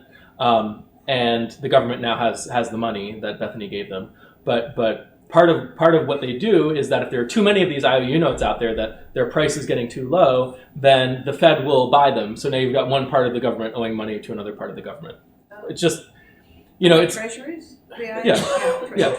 Treasuries are just IOUs from the government to you. They owe it to you. Yeah. But then the Fed says, I want those IOU notes because I want to manipulate the price of them. And then that's how they manipulate interest rates. Yeah. Before we move on from this quote, you were drawing a distinction between your view, which is that, actually the sovereign governments aren't the sole supplier of the national currency because of credit. Do you think she would disagree with you about that, Kelton, or do you think she would just say, like, yeah, fine, but I don't know if she would disagree with me. I think she might not. I think when she talks, she emphasizes taxing and spending of the government, and she does not emphasize the role of the Fed. I'm assuming, since she's like a prolific economist who's been the head of an economics department and has thought about a lot of this stuff, that she has thought about these things. But in terms of modern monetary theory and the stuff that Stephanie Kelton usually talks about, it's not emphasized. Yeah. And I also want to have something else to say about this quote, which is that the ability of the government to fulfill promised future payments is limited, just not the way that people usually think. It's limited by whatever the future productive capacity of the economy is. So the government can't technically default on its debts, but if it spends money into the economy and there's insufficient productive capacity to respond to that spending, then we get inflation. So the impact is spread out across the entire economy. So rather than the government defaulting on a specific debt, it's almost like they're defaulting a tiny amount to all of us, anyone who's holding currency, because the currency is backed by their credit, and then it's not, when you have inflation, then they're in a sense kind of defaulting on a small portion of that debt. So I would say that it is possible for the government to default, just not in the way we normally think about it. So what's the bit that quote you disagree with? So at the end, it says, "Cannot go bankrupt." Cannot go bankrupt. Yeah, she says that have unlimited ability to fulfill promise for future unlimited payments. ability to fulfill promised future payments and cannot go bankrupt. Right. So I would say that it's true that the government can't go bankrupt with respect to their own currency, but for all intents and purposes, they will bankrupt themselves if they mismanage their currency to the point of collapse. So like what we were talking about before. Or something Yeah. like that. Yeah. So it's not like they're immune to this stuff. It just looks a little bit different because it's through the whole currency that you see this effect. I also watched that lecture from the recent public lecture, popular audience thing on YouTube, and I felt like she was saying that exact thing. She used the example of Social Security and this question and answer between in a congressional hearing between Paul Ryan and Alan Greenspan. Yeah. So that's right. When just the same thing, right? Like we're not going to run out of dollars to make Social Security payments. The question is, can the economy produce enough real goods? Right. Yeah. Greenspan says that. There are new people spending the retired people on Social Security. Yeah, and I think she's right about that. But I don't like this kind of framing here and this actually isn't her writing. This is someone writing about her. But when she talks about it, and I've seen her talk about it, sometimes I think that the Alan Greenspan thing, it's accurate. It's about how much stuff can the economy produce, but then sometimes she's not so precise, which maybe is okay, because maybe the reason she's doing that is because she wants it to be accessible to a more general audience, and she's trying to make a broader point or something like that. So she's trying to convince. I think she's trying to convince She's trying to convince people who aren't economists. Right. Yeah, and people who aren't think about it differently. Yeah. Go ahead, Madeline. Yeah. I thought it was She says that's the government does not need revenue. I assume she means taxes also. She means taxes, yeah. But aren't taxes, they serve so many different purposes. And if it doesn't get it's like a tool, a weapon, right? Taxes. Yeah, I think taxes are an important tool, and I think she would admit that too. One of the biggest things I disagree with the MMT people about is they say that the taxes drive the currency, that the reason we tax is to prevent inflation. I don't think that's correct. This is something that's like hard MMT. They all say this, and that like what matters is that $10 buys the same amount of stuff today as it does tomorrow. It doesn't, and what we'll get into this a little bit, but this is a main area of disagreement I have with the MMT. Is there a way to get from MMT to your theory of it? Is it like, was it? Is there? You just kind of replace it. So my theory pieces is of it that you. Yeah, I mean, like I would say that my main difference is that we don't need taxes to keep the currency stable. The taxes do not drive the currency. What drives the currency is that, we're making sure that the consumer spending is lined up with the amount of production and that it's being kept stable. You can buy a lot of things with money. One of the things you can buy is, paying off your taxes, but that's not the only thing. And you could have no taxes at all and still successfully keep the currency stable. I would say that taxes do have uses, but you'd mostly want to use it to change people's incentives in the economy. So say we're wasting a lot of a certain particular resource, maybe you tax the use of that resource, and now the people who use that resource are going to not use it unless they're really doing something profitable and good for the economy with it or something like that. But isn't the most important aspect of taxes the redistribution? No, because for redistribution, so the way I like to think about taxes is you're taking money out of a part of the economy. And then government spending, you're putting money into a part of the economy. But the two don't really have to line up. The money you're putting in over here is not, like economically related to the money that you're taking out. The two are kind of independent of each other. Although sometimes, like with a refundable tax credit, like earned income tax credit, then you actually are putting money. Right, you're putting money in. Then you're putting money in. I mean, that is literally redistributed. Yeah, I mean, there's use in redistributing in redistribution. So let's say let's say we're here, and the economy is producing at Q bar at maximum productive capacity. And yet there are some people who are really poor and some people who are not as poor. Then what you would want to do is come up with a way that more of this stuff under here is going to you can't increase the total amount being produced because you're already at Q bar. So you'd want to figure out a way to have a higher percentage of this going to the people who really need it as opposed to the people who don't. And I think the way that you probably want to do that, you could tax certain kinds of spending, like if there's luxury goods or something like that, like maybe people are building a lot of yachts up here, and that material could be going to building home. I mean, this is kind of a contrived example, but that material could be going to building homes that people don't have, and the reason they don't have those homes is because the yachts are being built. Then you can tax the yachts, that kind of stuff, and that redistributes the resources. I don't think thinking in terms of redistributing money is particularly useful. But you could use taxes to help conserve resources and to allow resources to be redistributed to where they really need to go in the economy. So I guess in that sense, taxation is about redistribution. But it's not about redistributing the money, it's about redistributing the resources. Does that make sense? It becomes less of an issue with UBI, right? As well, essentially. Not completely, but... Yeah, I mean, I think even when you have a UBI, it could be that what's constraining Q bar is this certain resource that is not being used optimally, and then you tax that resource to incentivize people to be making smarter use of it, and then that might actually increase Q bar. Like wealthy people are wasting all the water or taking all the electricity or something, so then you need to tax that specific thing so that people can actually use their basic or have enough basic income in that. So you're against the progressive tax system? I'm against a progressive tax system. That's correct. Yes. Well, except for this resource version that you just described, which is different. Well, progressive usually is about the amount of money being taxed. You could potentially have a progressive tax on water. If we need to conserve water, you could say, okay, everybody, for the first, 10,000 gallons, I don't know how much water people use. Alex and his gallon jug.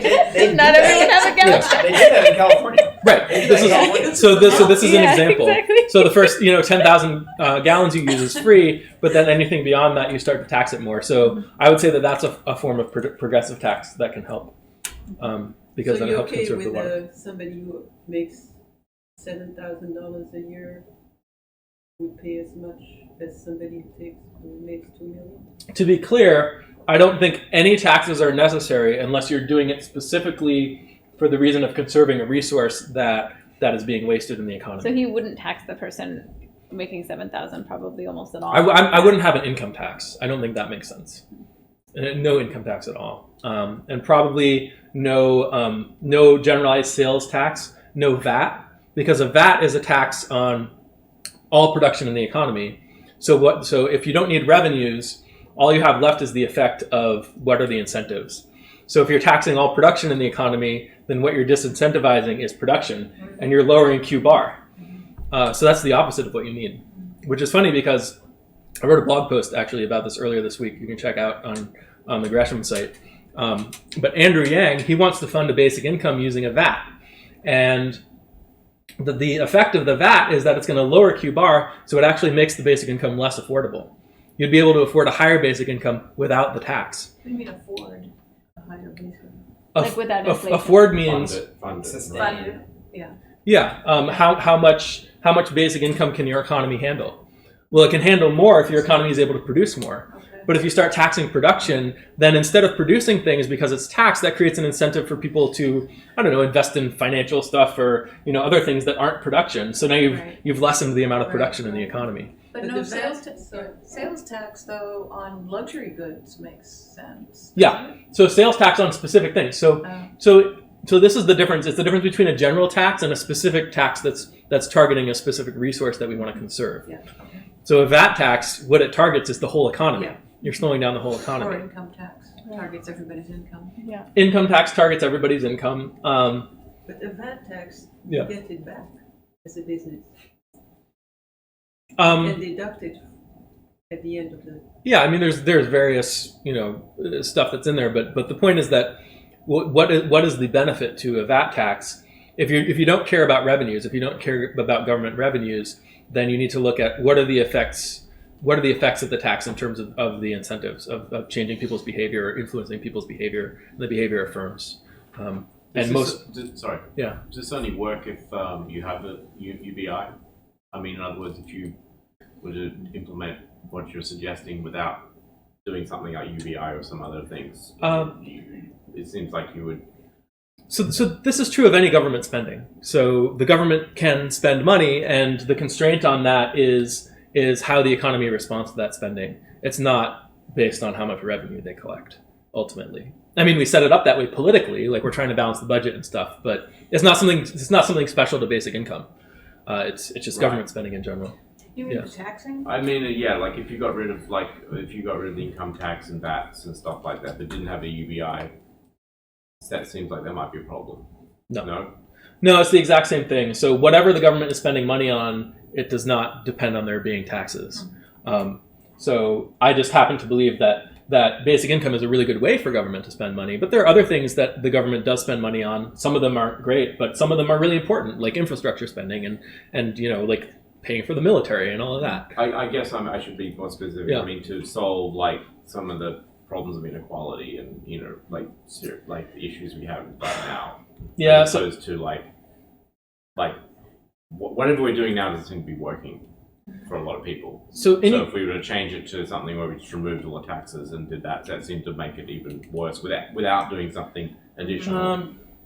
I don't know if it would make it worse. So inequality is a tricky thing because is it a problem that rich people are really, really rich, or is it a problem that poor people are really, really, really poor? Especially if, the fact that taxes don't fund government spending, that means that the rich person being really, really rich isn't causing the poor person to be really, really poor. Now, what we really want to do, if we get back to like what the economy is for, is we want to make everyone's lives as good as possible. So if you're looking at, what we normally think of as inequality as like income inequality or wealth inequality, then if you tax like really, really high incomes and take that away, then you're reducing the inequality, but it's unclear whether you're changing the incentives in the economy in such a way that the poorer people also don't benefit as much, because now maybe the rich people are, they were contributing something, now they're leaving the economy, or they're moving somewhere, or they're not as interested in making profit because their profit's going to get taken away, or like all that kind of stuff. It just makes it more complicated. So there's nothing about rich people being rich that actually hurts the poor people. Except for the political money stuff that we've talked about. So, I mean, that's true. So I think the biggest effect of inequality is this uneven distribution of political influence. Yeah, that's fine. So rich people can buy rich people can buy politicians and buy votes. Well, and that they kind of thing. also change all the things we've been talking about, which parts of the economy get funded and what Right. kinds Yeah. of goods Um, get created, Mhm. like universal Right. healthcare. Right. And I think most of those rich people aren't thinking about it in this way. Like Sure they they're not. They don't care. Right, but- They don't need well, to care. no, they do care. They do care. They think that in order for the government to spend more money, their taxes have to go up. That makes it very personal for them. Right. But if that's not true anymore, yeah. But let's say that your whole economic world exists Yeah. the way you would want it to, except that wealthy people have a huge amount of influence. Well, Right. then you're not going to end up using taxes to redistribute like scarce resources to the poor either, right? You're not going to tax the yachts because if the wealthy Right. people control political influence. So right. I mean, I'm not trying to say that there isn't still a problem Right. when wealthy people have disproportionate political influence. I don't know that you can solve the problem by taking away the money, because in order to have enough of an effect, like if you have someone with $20 billion and you take away $10 billion, that person still has $10 billion. They still have like a ton of political influence. So in order to take away enough money to really have a meaningful impact on political influence, you'd really have to like break the economy, I think. So the way to do this, the way to address the political stuff is, I think a couple things. I think one, basic income really helps because it gives people a lot more freedom to spend their time being more civically active and participating in politics. And that makes a much bigger difference than any amount of money you would take away from the rich person. And then the other thing is kind of having regulations and restrictions in place for how they spend the money. So, financing of campaigns. Right, Yeah. exactly. So like overturning Citizens United, that kind of thing. Yeah, no, I agree with I guess what I was saying was like, it seems to me like if you were to, given that we don't have all these other tools like UBI and stuff, if you were just to take away the income tax, as blunt an instrument as it is, it does seem to like, it does, at least the way the system works now, it does somewhat fund some of those like common good. Right. Yeah. So I mean, if you just take away the income tax, but leave government spending the way it is, then it's not a problem. But if you take away the income tax and the government is still thinking, okay, now we can't fund as much stuff, then that's it's what I'm getting at. Yeah. Oh no, and that's always going to be true. You'd have to change the politics or the political mindset. The policies for how they set the budget and that kind of stuff. None of this stuff works. None of the stuff I'm talking about works if the government is trying to balance its budget. Right. A basic income doesn't work if the government is trying to balance its budget. Right. Yeah. Right. Yeah. Like in that example, they showed how they tried to pay on the debt 7 times, and pretty much immediately afterward, there was a recession. Yeah. Right. But there has been an article of faith for a long time among certain people, like the balance. It was like when they're trying to pass a balanced budget amendment for many years. And that, I don't know where that got to now. Probably not nowhere now after the election. In her talk, she played this video montage, like very, really striking, of Reagan, Obama, Clinton, Sanders, Paul Ryan, everybody saying the deficit and the debt are huge problems. Right. Yeah. We need to pay for it. Yeah. Right. Right. It's like this is such a It's something basically everyone agrees on that's incorrect. Yeah. Well, okay, but that I think, and maybe all of this, and maybe it's occurring to me that maybe the disagreement, right, about MMT versus the more traditional view, or what all those guys have been, the guys in that video montage saying this is the problem. Maybe it boils down to how big a gap there is between Q and Q bar, and like if you think, like if you believed, like what you're just saying, like if you think we're pretty close to that cartoon you just drew at the top, or like we're at Q bar, then a universal basic income is just redistribution, and you do need to pay for it with a VAT or something like that. So this is an important point because I think most people do think we're at Q bar, and part of the reason they think that is because we have some inflation, so we must be maxing out the productive capacity of the economy. So that's why I showed you this, where you can have the economy producing below productive capacity and still have inflation or still have the price level. Right, but it matters how much below. I mean, maybe we're like 10% below or something, and like that wouldn't be a big enough gap. So it's hard to say exactly how much we are below, but what we can know is that there's no mechanism in the economy that helps get our where it needs to be to get us up to Q bar. Like there's nothing automatic in the economy that does that. So if we imagine an economy in which we are producing at the full productive capacity, then everyone's spending, at the highest consumer spending limit. Now we invent some technology. If people are getting their incomes from labor, now just as a result of inventing that technology, now we're using less labor and consumers are getting less income. And just as a result of technological advancement, now Q is no longer at Q bar anymore. And there's no automatic market mechanism in the economy to make up that difference. So what we do is we come up with all these policies, like making up jobs for people to do, minimum wage, or monetary policy that funds businesses that might not otherwise exist as a way of getting income to consumers, or tariffs or anything like that. And what it does is some of it might help boost Q a little bit, but a lot of it is just helping keep P stable. So Q is still going to fall a little bit. We don't know how much, but it'll fall some from where it was supposed to be. And like all these measures, this hodgepodge of measures that we put in place to kind of keep P stable are, far less than ideal. And then, even if we are keeping Q higher than it would have been if we just let it drop, some of the mechanisms by which we're doing that are being funded by debt through monetary policy, and that starts to create like these credit bubbles and stuff like that. So a basic income, even if it's not redistributing money that much, it can replace some of the money that's funded by the debt that's kind of propping up Q and propping up P. And you can actually get Q all the way up to Q bar again. Does that answer your question? I accept those arguments for why Q is less than Q bar. Yeah. But I don't have a sense of, for your view to hold, how as a percentage or something. Yeah. How low does Q have to be? Well, I think for Alex's view, if I don't mind if I go try, ahead. I think he would just say that if we're only a little bit below Q bar for whatever reason, the basic income amount would be relatively low. So you would gradually you'd start with a small basic income and then you'd increase it until you hit that limit. And so that's how you kind of find out. So I would say there's two things going on here. There's what is Q relative to Q bar, and then there's how much of R is being funded by unstable private debt. Right, that's all. So the basic income helps with both. So if Q is at Q bar, then the only thing you can get out of basic income is that you're replacing some of R with spending that's funded by more stable public debt. Which is not trivial as a social. No, that's a huge thing. That's a huge thing. So basic What's income. An example of that, like public debt. You mean like?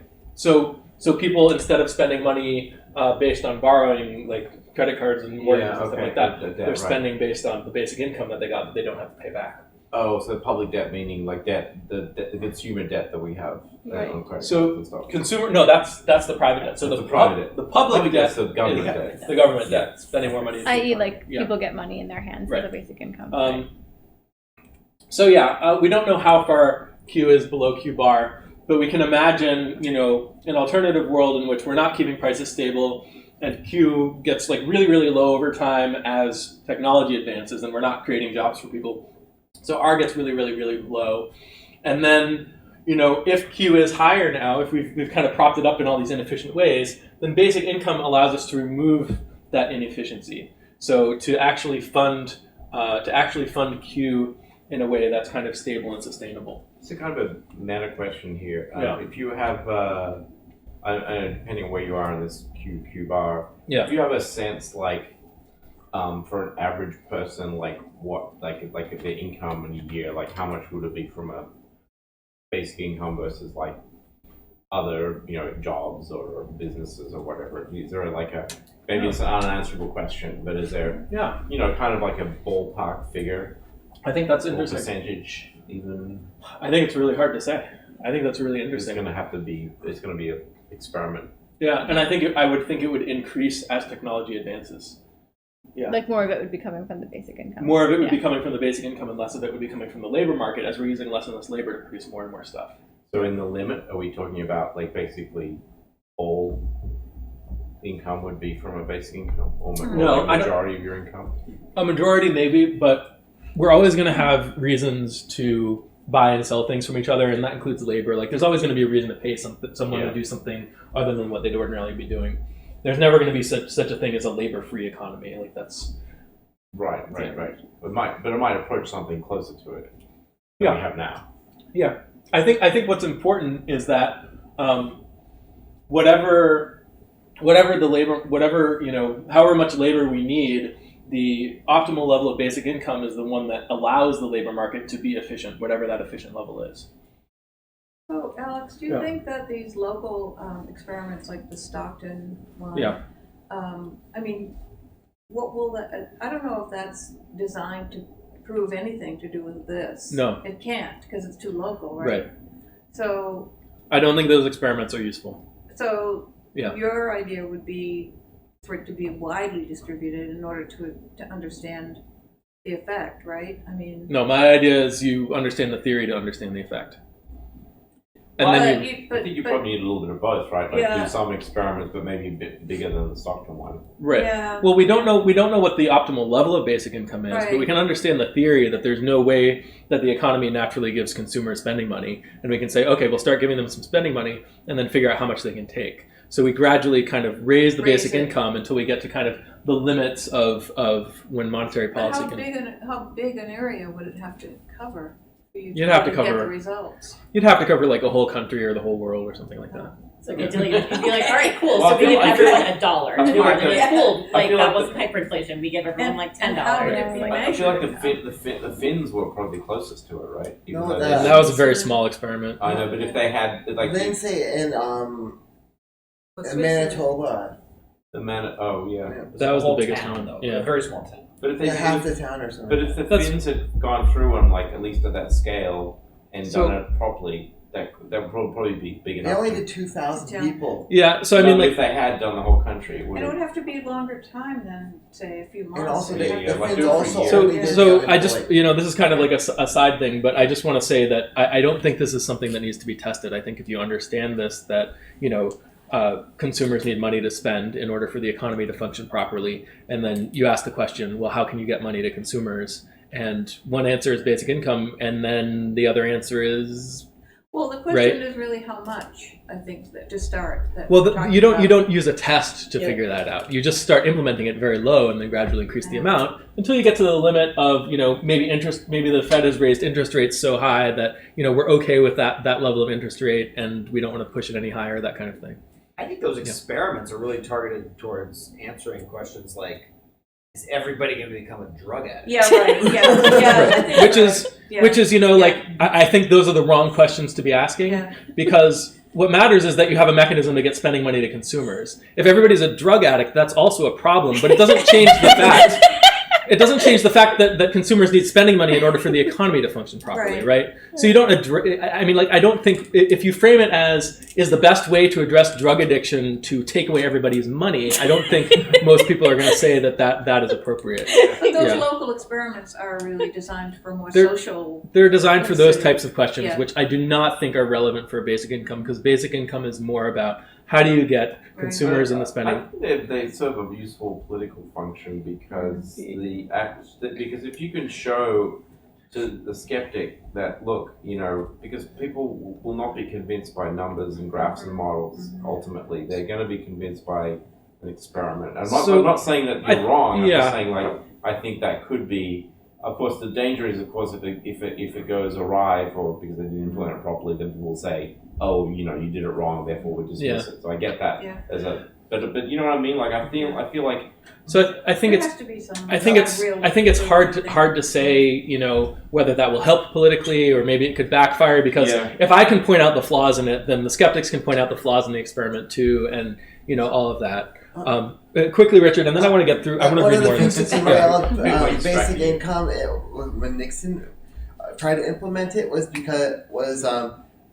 faulty statistics about divorce rates.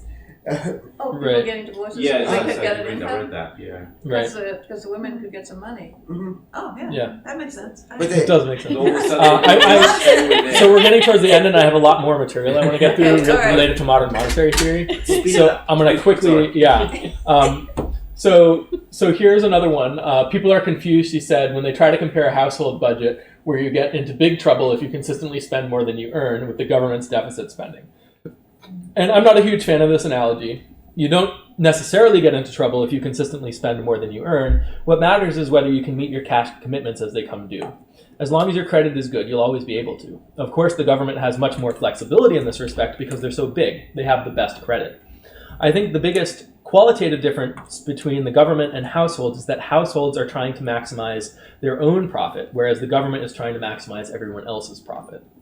But it's all a continuum. The bigger you get, the more government-like you can be, and the more government-like you probably want to be. Historically, for example, central banking emerged from private banking. In the 18th and 19th centuries, the Bank of England got so big that they realized that in order to stay as profitable as possible, they needed the overall banking system to be healthy. They started acting more and more in the public interest. So I'll just go to the next quote. That's this one. So this quote says, the federal deficit, she pointed out, represents the money the government spends into the economy that it doesn't tax back out. But guess what, she said? The economy has a record as well. It's the surplus, is what you were talking about. Yeah. It's the surplus that was created as a result of the government's deficit spending. In fact, the bigger the federal deficit, the bigger the surplus for the economy. So I would say this is technically true, but it's not what really matters. What matters isn't the amount of money the government is adding to the private economy, but rather the flow or the level of consumer spending. The government can spend money to sustain this flow, but they can also spend in ways that don't sustain this flow. They can lessen the flow through taxation, but they can also tax in ways that don't lessen the level of consumer spending. So I just thought that was important to point out, because the MMT people really do kind of focus on taxing and spending as like the main thing. So you're kind of saying like their model is right, but their tools of addressing it are wrong. Kind of. Am I putting words in your mouth? The way of thinking about it, their framework is kind of roughly right, but their solution. I would say there's certain aspects of it that are roughly right. Like the government doesn't need to tax for revenue, but then a lot of their tangential stuff that's not like the central stuff is off. And even one of their key central points that taxation exists for the purpose of keeping the currency stable, I don't think is accurate as well, as I was saying before. So here's one. The national debt, according to Kelton, is nothing more than the aggregate value of all outstanding treasury bonds. It's merely a historical record of all the dollars that were spent into the economy and not taxed back that are held in the form of treasuries. So I've talked about this before. She's conflating two different concepts here. When we talk about the national debt, we're really talking about two related but distinct things. The first thing is budget debt. This is the historical record of all the dollars that were spent into the economy and not taxed back. The amount by which the budget debt grows each year, aka the deficit, is determined by fiscal policy. And then the second thing is market debt. This is the volume of outstanding treasuries. It's determined by monetary policy. The Fed buys and sells treasuries, thereby removing treasuries from and adding treasuries to the open market as necessary to keep consumer prices stable. So that's how they manage interest rates. These two forms of national debt are controlled independently of one another. The size of the budget debt has no relevance to anything in the economy. The size of the market debt, on the other hand, is an important monetary policy tool. When the Fed sells treasuries, the prices go down, which means their yields go up. Since people consider treasuries to be a risk-free asset, they're not going to lend at any rate lower than what they can get from buying and holding treasuries.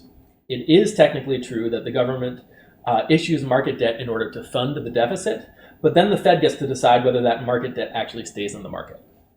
So these are kind of two different things. But what is the budget debt? I'm not sure what the budget. The budget debt or the budget deficit is the degree to which government spending exceeds taxation every year. So you just subtract those two numbers. But it's not really a debt, right? I mean, like if they print a bunch of bills, and spend them and don't tax them back, they call it the debt. Yeah, so they call that the national debt, which is basically the sum of all the deficits over the course of history, which you would expect to go up over time. Yeah. But she's kind of conflating these two things. So first is just like a record of how much money the government has spent into the economy. That's like what we think of as the national debt number. And then there's how many of these treasury securities or how much of this market debt is out there on the market, which is controlled independently by the Fed because they buy up the excess and control the amount of it that's actually in the market. And they do that for monetary policy purposes. So she is not being clear here. And maybe she has a clear distinction in her mind, but she's not expressing it here, and I've seen this with other MMT people that they don't get this distinction. So there's budget debt, which is just a record of how much money the government has spent into the economy in excess of how much it is taxed. Over time. Over time. Yeah. So that's the budget debt. Right. And then the market debt is how many of these IOUs from the government are floating around in the economy. And what's an example of that? Treasury bond. Treasury bond, treasury bill, yeah. And then the Fed, in doing monetary policy, they control how many of those are still out there because they buy up excess if there are too many or they sell more. They're two different things. I mean, they're two different things, but Stephanie Kelton is saying they're the same thing. They're both called national debt.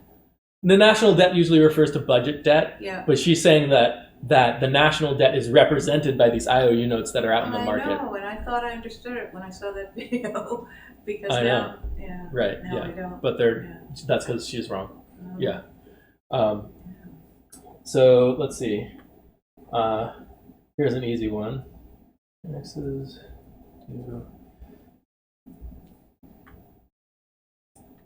taxes do a lot of things.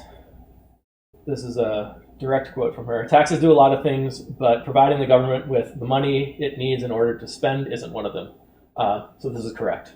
Nothing else to say about that. So this one, money issued by the government is intrinsically worthless, she noted. So I wouldn't frame it this way. I would say that the money issued by the government is a claim on, like what we were saying before, it's a claim on what the economy can produce. If you have a $10 bill, that bill is an IOU to you for $10 worth of stuff from the economy, and it's backed by the full faith and credit of the United States government. What that means is that it's the government's job to make sure that $10 worth of stuff today is the same as $10 worth of stuff tomorrow. You're trusting the government to do that, and they do that through monetary policy. So I would not say that money issued by the government is intrinsically worthless. It's worth, what it's a claim on. In the same way that, if I say to Bethany, I owe you $5, that IOU is worth $5 if Bethany trusts me. So I don't like that framing. That's all I have to say about that.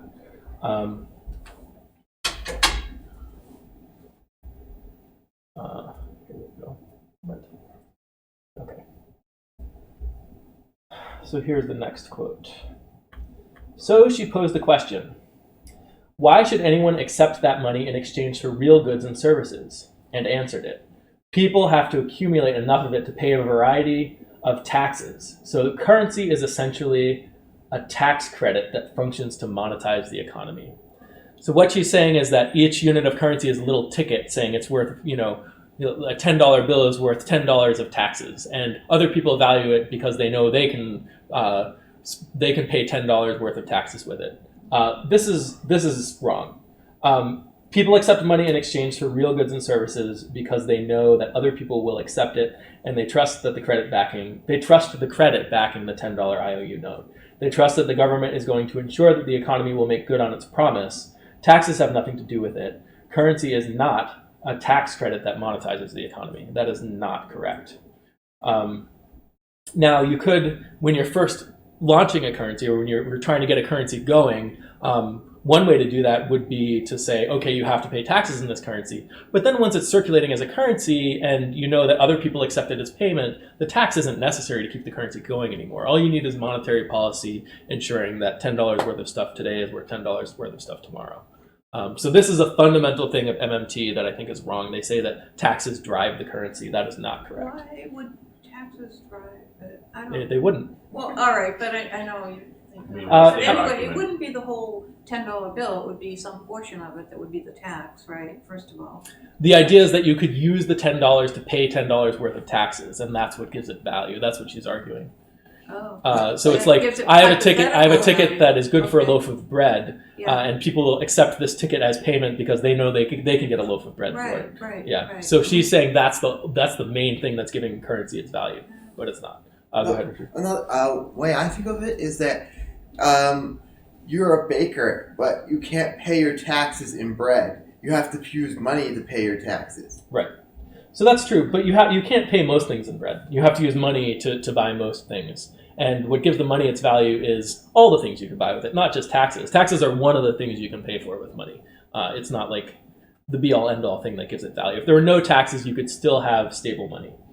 So here's the next quote. If the government added, so this is kind of continuing on the same theme. If the government added money to the economy but never subtracted any, it would diminish the value of the currency, she said. Inflation is the obvious result. No. This is also incorrect. I think that's all I said is no. After that well, you kind of just explained it. Because I just explained it, exactly. And it's inflation rather than runaway national debt that's the real boogeyman. Every central banker's public enemy number one. So, this is true, but remember that inflation occurs when consumer spending outstrips production. As I said on my blog, if you guys checked out my blog posts, taxes can help free up resources. I also said this earlier tonight. This can boost the productive capacity of the economy and thereby increase the level of consumer spending we can sustain. But you can still have an inflation-free economy even if the government is spending without collecting any taxes.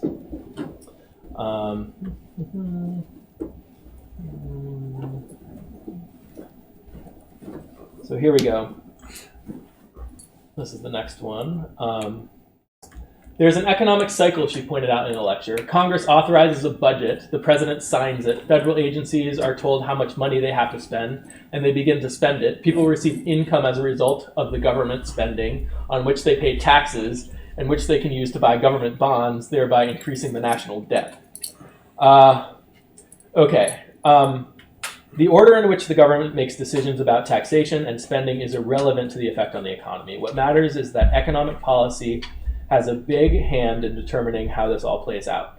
And the fact that the government is keeping a budget at all means they're holding themselves back from their true potential. So kind of what I was saying before. But the fact that things are happening in a particular order, like MMT people tend to emphasize this, that the government decides to spend before they decide to tax.